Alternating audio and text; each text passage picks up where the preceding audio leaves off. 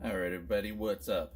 I'm going to be talking about what I use to coat my roof of my trailer and kind of how I did it and everything. So let me just give you a little peek at what I'm using here. So obviously you got to use this on the edges if it's really bad, and this is that Eternabond tape. I got the 4-inch tape. I believe it's the 4-inch. Look down in there. There we go. 4-inch by 50 feet. About $1 a foot for this width.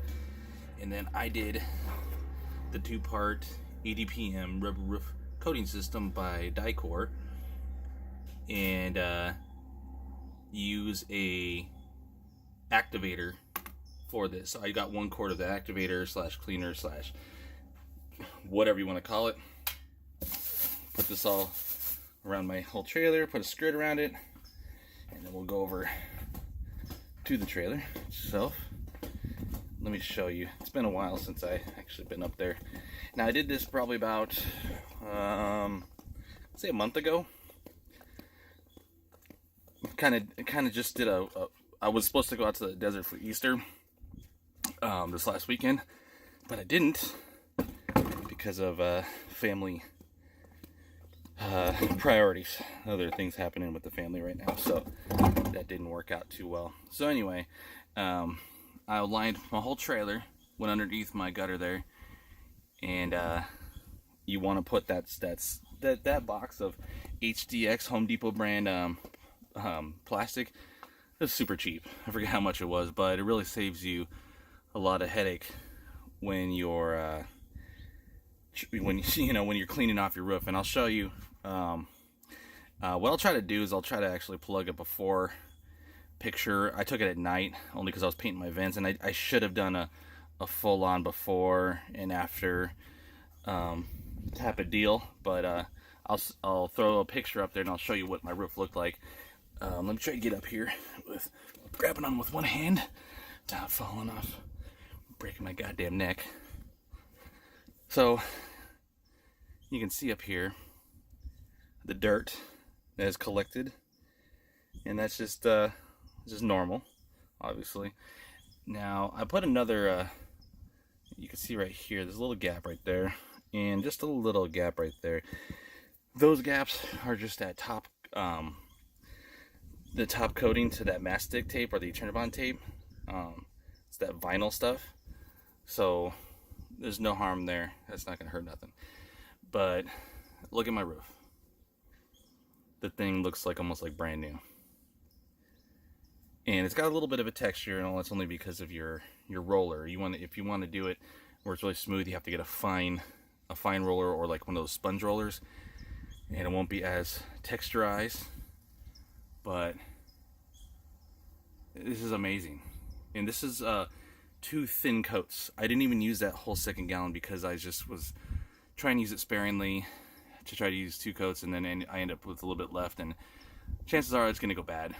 I can try to mix it at the end of the summer. I'm going to do 1 more coat and get another activator, 1/4 of the activator, to really clean this down, clean it off, pressure wash it, like I did initially with this system, and then do 1 more coat. And I think it looks really, you could kind of see, I don't know if you're going to see in this video, if the sun was in the morning over there more towards the south and we were getting that angle, you can kind of see some of the thin spots and where it didn't really put a nice good thick coat on. But for the most part, this is just, it's really nice to have a white roof again. It was all black. Everything was completely black. Horrible. Soaked up every piece of that sun and just transferred right in the trailer. And that poor little AC over there, I think it's a 13.5 13,500 BTU AC unit, whatever. Anyway, it's just that thing was struggling, and we only have the one on here, so I'm gonna paint that vent cover white probably, so less heat transfer. I'm gonna use the same white I used right there for that.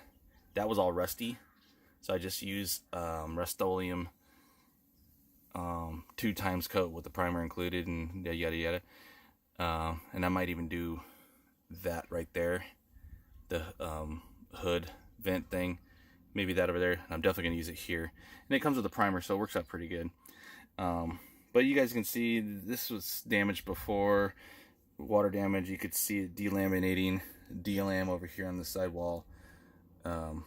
So trying to prolong this trailer as long as possible. There's nothing really wrong with it. Try to get down without breaking my neck. But yeah, anyway, it worked out pretty good. One thing I kind of want to throw in there with this, I have a lot of things I want to say about this trailer in future videos. When you buy old trailers, some of the maintenance you want to do, this is literally my first rig I've ever had. I've never had a toy hauler, never had a travel trailer, never had a motorhome. Well, my wife actually, when we got together, she had a small little motorhome, a little jamboree, but it never really, we never took it anywhere. By the time I got with her, it was already parked and never didn't run. It was just there for storage. She'd put stuff in there. But like I was saying, there's nothing really wrong with this trailer. It gets the job done. Everything works great. Ice cold refrigerator and freezer and microwave works great. You know, plenty of, you know, fuel storage. I think it's 30 and that one, 18 in the auxiliary. 5K gen set, huge, owning. 40, I think they're both 40 for black and gray. 120 on the fresh. Heater works freaking fantabulous in this thing. I need to put a new whatchamacallit in there. But like I said, I noticed already, and today I was just up there. I was outside, man. It's probably like 84 degrees, maybe even hotter. And I'm standing in here, and it feels cool. It actually feels cool in the trailer. Now, I know you guys are supposed to say, oh, well, he has shade on it. Well, in the middle of the day, this thing is in full sun. There is literally nothing shading this trailer. See, the only thing you're going to see right now is that. Middle of the day. All that. But one thing I wanted to mention is that if you guys have a fuel station like this, alright? You got one of these. I got this weird valve because I have a main and an auxiliary, and they don't line up correctly. So I have it on the auxiliary setting right now. So I wanted to pump out that old. It was nasty in there. I dumped probably almost 10 gallons in it all together just to clean it out, flush it with some Sta-Bil and everything like that. But if yours looks like this, that setup right there, we're gonna have that pump. This is an old PBL Industries, which went out of business, and you have your master switch on and off in the back here, and then also you have your timer in there so you can turn the whole system on. Anyway, it would work and it wouldn't work, and work and it wouldn't work.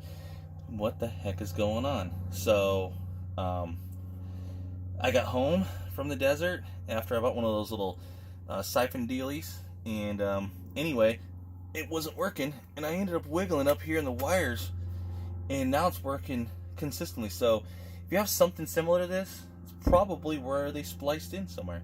So I'm gonna go ahead and fix that one of these days.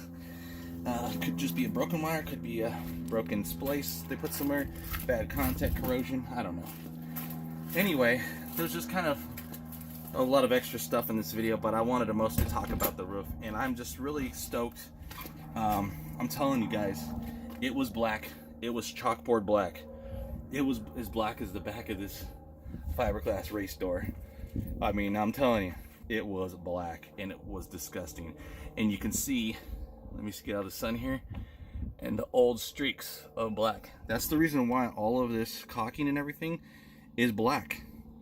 Is because of that roof coming down and leaking all this thing. So I want to take out all this stuff, cut it, and then eventually re-caulk it with the Eternabond caulk, not silicone stuff. The actual stuff for RVs. So anyway, just to kind of sum up here, do it, and I'll do another video. Maybe I'll set up a GoPro the next time. But that's all I got for now, guys. And hopefully I get a new camera soon. All right, later.